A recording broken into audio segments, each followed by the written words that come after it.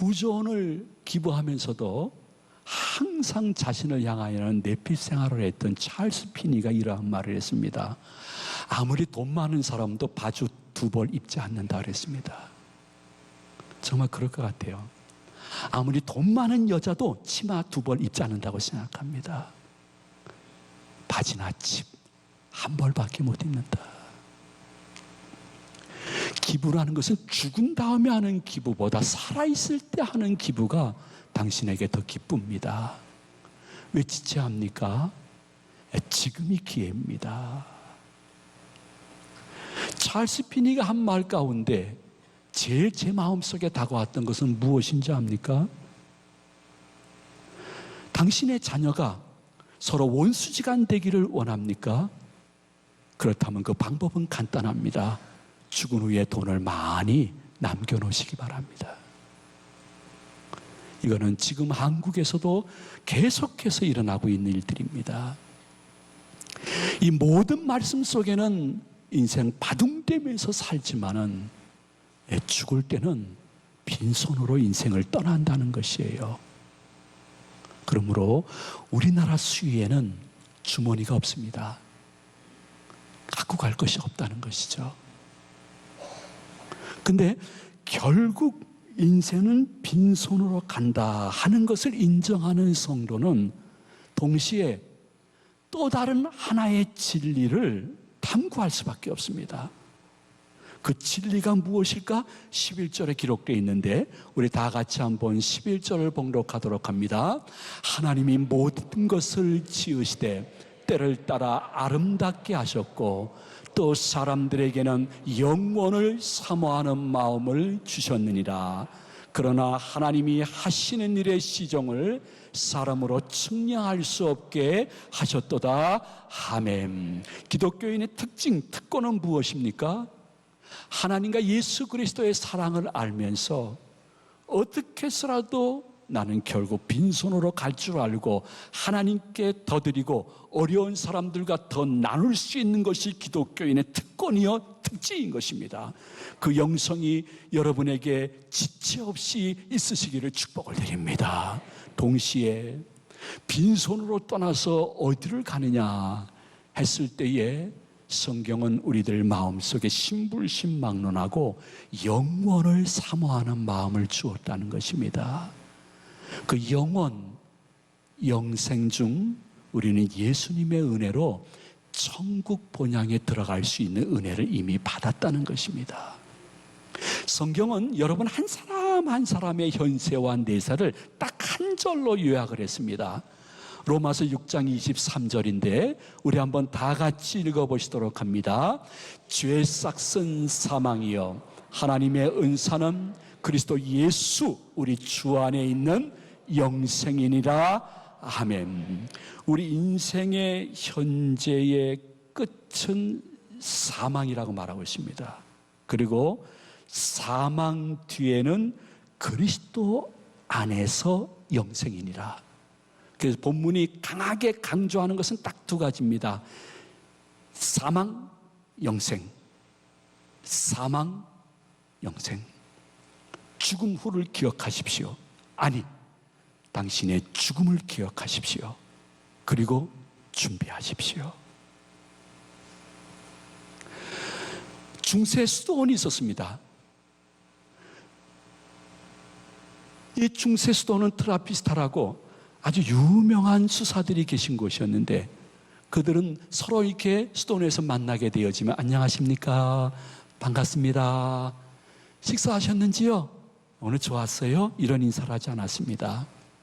메멘토 모리, 라틴어인데 메멘토 모리 무슨 뜻이냐 하면 죽음을 기억하십시오. 그런 인사를 했습니다. 기독교인의 특징 중에 하나는 빈손 인생이지만은 죽음을 기억하고 죽음을 준비하는 사람이 기독교인이라는 것이에요. 메멘토 모리, 죽음을 기억하십시오. 제가 만약에 오늘 삼배 예배 끝나고 노건사님 이런 분들 앞에서 죽음을 기억하십시오 하고 인사하면 안 나오실 분 몇 분 계실 것입니다. 노건사님 정도는 괜찮은데 나머지 믿음이 약한 분들은 아유 목사님이 교회 왔더니 죽음을 기억하라고 나보러 이야 목사님이 이게 교인들에게 하신 말씀이냐? 축복을 말씀하시지 어떻게 죽음을 기억하십시오. 메멘토 모리. 아이고 목사님 나이 드시니 망령 드신 것 같아. 죽음을 기억하라고 나한테 저주하고 계시네. 안 나올 교인들이 이 인사하면 적지 않게 있다고 생각합니다. 그러나 이들이 수도원에 있으면서 계속 이 말을 한 것은 의미가 딱 두 가지입니다.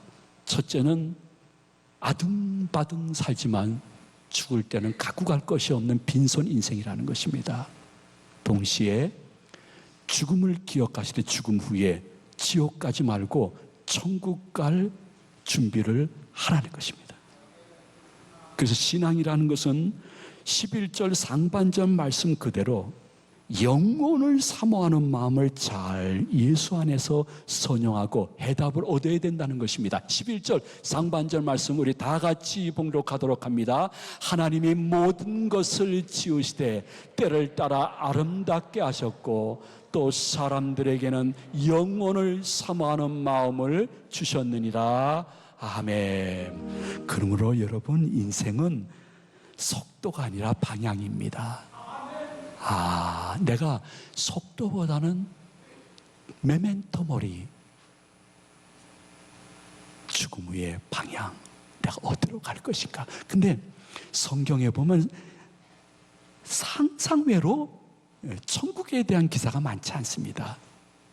심지어 성경을 연구하는 학자들은 말씀하시는데 천국에 대해서 직간접적으로 한 번 성경이 기록하면 지옥과 영벌에 대해서 4배나 더 기록하고 있다는 것입니다.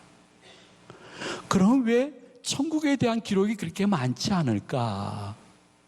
그 이유는 천국은 어떻게 보면요, 우리가 잘 알지 못하고 아직 보지 못했기 때문에 깨닫지 못하고 보지 못했지만은 들어가게 되어지면 너무 자신의 생상과 예상보다 더 좋은 곳이기 때문에 마치 서프라이즈 파티하는 것처럼 감동이 7배나 더 되기 위해서 천국에 대한 기록이 적을 수 있다는 사실을 여러분이 인정하셔야 됩니다. 왜냐하면요, 저는 그렇게 생각해요. 사는 것이 나는 너무너무 기쁘다는 사람은 요 근래 교인들 중에 한 명도 못 들어봤습니다. 너무너무 힘든 거예요. 근데 나이가 들수록 더 책임감이 많아지고 근심거리가 더 많아지는 것 같아요. 그러면서 그거를 해결하려고 기도도 하고 열심히 믿음으로 살다가 어느 날 자신의 죽음이 이렇게 코앞으로 다가오면요, 신앙의 경륜, 신앙의 연륜 상관없이 죽음 앞에서는 누구나 다 두려운 거예요. 저도 똑같을 거예요. 심히 무서울 거예요. 내가 죽는구나. 극단의 외로움이 올 겁니다. 그리고 자신의 삶을 뒤돌아보면 너무너무 후회스러운 것이 많을 것입니다. 그러면서 바로 죽기 직전에 되면 본인이 의식할 수 있는데 눈앞에 죽음이 바로 왔을 때, 큰 병으로 수술실 들어갈 때 그 순간보다 7배나 더 두려움과 초조함이 있을 것입니다.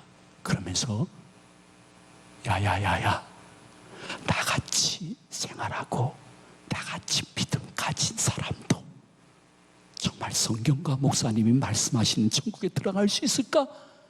자신의 정체성에 의심이 들고 불안할 것입니다. 그런데 그 죽음의 순간을 넘게 되어지면 우리 육신에서 호련히 영혼이 빠져나갈 것입니다. 혹자들이 이야기합니다. 사람이 죽게 되어지면 그 순간 우리의 몸무게에서 몇 g이 빠진다는 것입니다. 그 몇 g이 영혼이라는 것입니다. 근데 저는 아무리 성경을 찾아보더라도 그러한 근거를 찾기 어렵기 때문에 인정은 하지는 않습니다. 그럼에도 불구하고 죽음이라는 것은 동물과 달리 육신에서 우리 영혼이 호련히 빠져나와 순식간 한 곳으로 이건 달려가는 것이 아니라 날아가고 빨려갈 것입니다. 얼마 간 후 유한한 인간의 입술로 표현할 수 없는 상상을 초월한 신빛을 보게 될 것이고, 그 가운데 있는 구주 예수 그리스도를 배울 것입니다.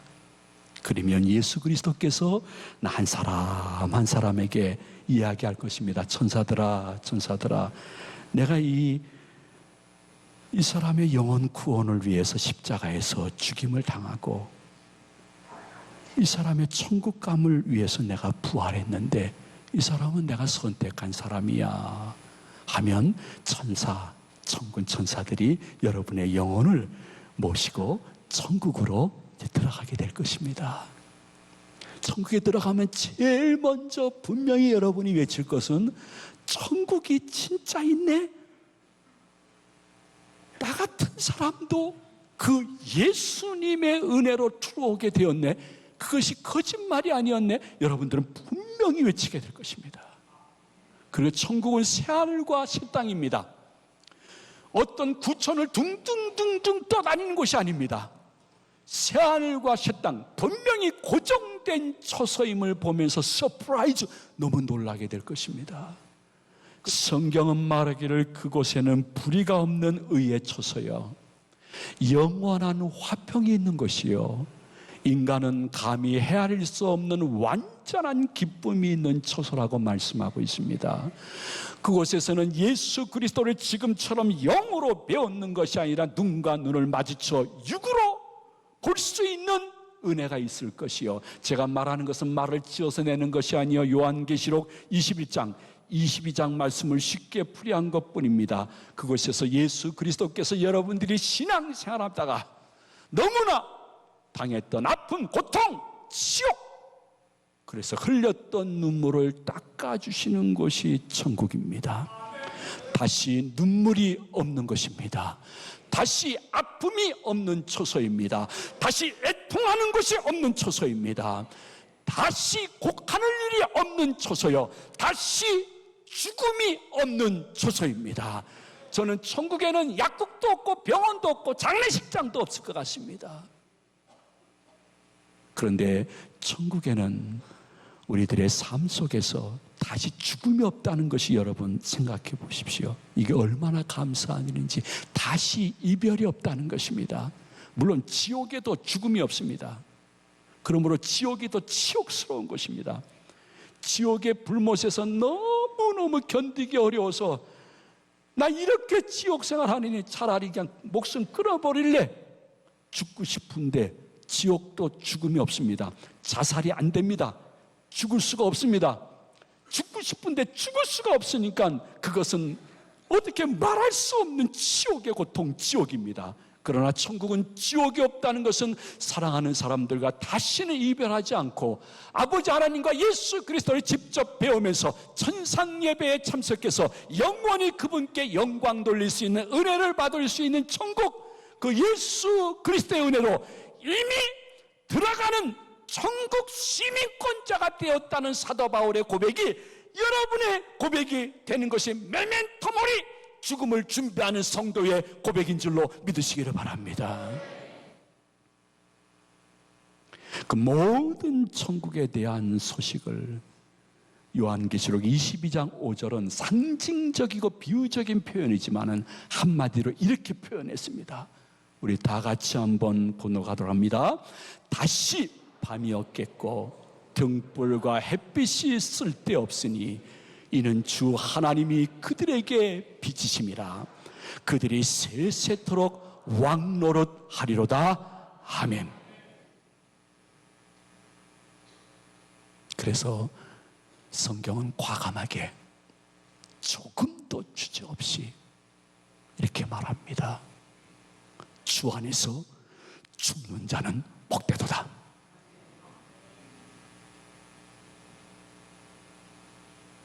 주 안에서 죽는 자는 복되도다.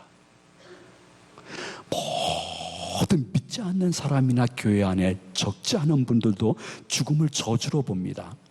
슬픔, 좌절, 후회, 그리고 죽음에 대해서 늘 부정적이고 염세적인 생각이 우리를 지배하고 있음은 부인할 수 없습니다.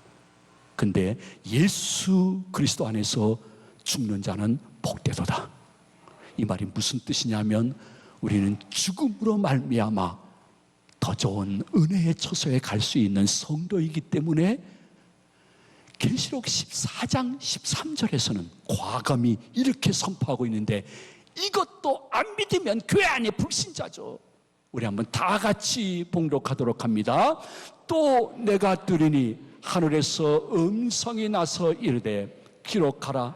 지금 이후로 주 안에서 죽는 자들은 복이 있도다 하시매 성령이 이르시되 그러하다. 그들이 수고를 그치고 쉬리니 이는 그들의 행한 일이 따름이라 하시더라. 아멘. 도대체 그러면 어떠한 사람이 천국 백성답게 이 땅 살다가 주님 부르시면 영혼과 천국에 들어갈 수 있을까? 독선이라고 말해도 좋습니다. 전 진리만 이야기하기 때문입니다. 여러분, 어떠한 사람이 천국 백성답게 살고 어떠한 사람이 죽을 때 육신에서 빠져나간 영혼이 천국 가서 영원한 복락을 누릴 수 있느냐? 딱 하나입니다. 예수 그리스도를 자신의 구주와 주님으로 영접한 사람입니다. 이것 때문에 기독교는 많은 욕을 먹습니다. 독서이라고 합니다. 저것들 밥맛 없다고 이야기합니다. 그러나 핍박시대, 순교시대에 사는 사람들에 비해서는 우리는 너무 평안하기 때문에 그 정도의 얘기에 마음 쓸 필요 없습니다. 우리는 성경이 말하는 데까지 말하고 성경이 말하지 않으면 침묵해야 되는 것입니다.